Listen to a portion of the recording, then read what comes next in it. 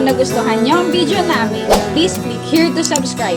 And don't forget to hit the notification bell para lagi kang updated sa mga latest cooking video tutorials namin. Kung may suggestion kayo or request na lutuin namin, just comment down below. Thanks po, and remember, good food equals good mood.